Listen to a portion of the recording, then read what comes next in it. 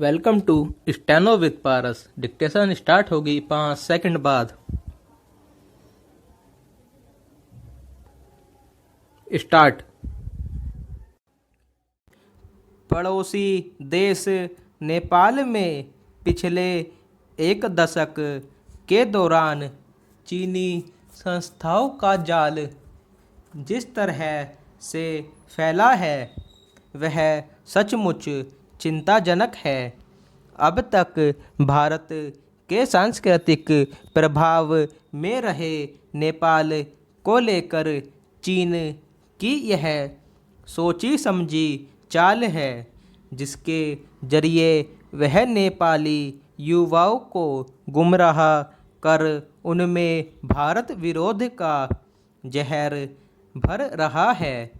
नेपाल में कुकुरमुत्ते की तरह से उग आई चीनी संस्थाएं नेपालियों को चीनी संस्कृति से जोड़ने की कोशिश करने में जुटी है।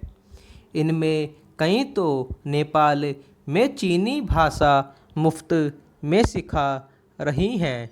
इतना ही नहीं, कई संस्थाएं तो कन्फ्यूशियस धर्म का नेपाल में प्रचार करने में जुटी है। जाहिर है इस कवायद से नेपाल पर चीन का असर बढ़ेगा, क्योंकि भाषा ही अपने साथ जीवन शैली, खान पान और पर्व त्योहार लेकर आती है।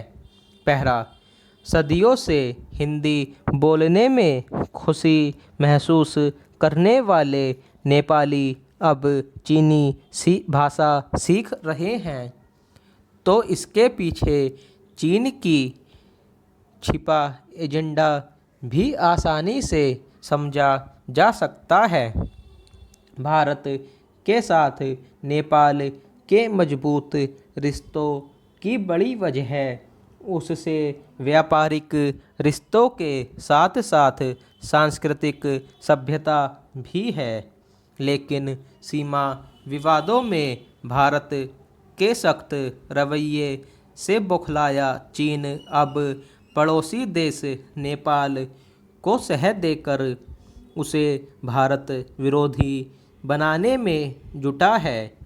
चीन की इस सह का ही नतीजा है कि कभी नेपाल नक्शा विवाद तो कभी भगवान राम की जन्मभूमि नेपाल में बताकर विवाद खड़ा करने की कोशिश करता है।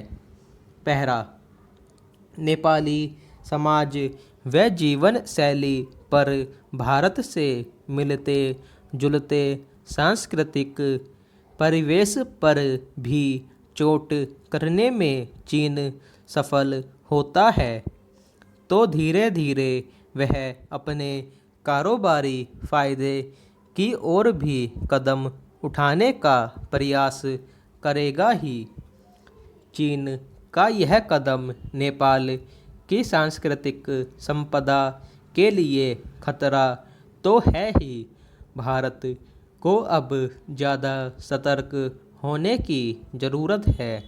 हमें उन कारणों की तह में भी जाना होगा जिनके कारण नेपाल चीन की गोदी में बैठ रहा है।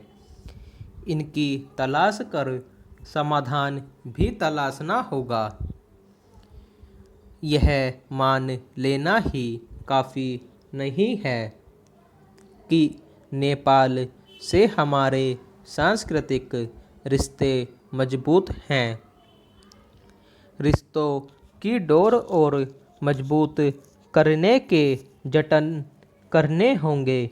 सवाल सिर्फ भारत नेपाल के बीच सांस्कृतिक संबंधों पर मंडरा रहे खतरे का ही नहीं है, बल्कि इस बात का भी है कि सामरिक और आर्थिक मोर्चे पर भी दोनों देशों के लिए नया खतरा नहीं बन जाए। डर यह भी है कि भारत नेपाल सीमा पर पनप रही ये चीनी संस्थाएं कहीं खुफिया गतिविधियों में सक्रिय होकर भारत को सैन्य मोर्चे पर नुकसान पहुंचाने में न जुट जाएं। स्टॉप।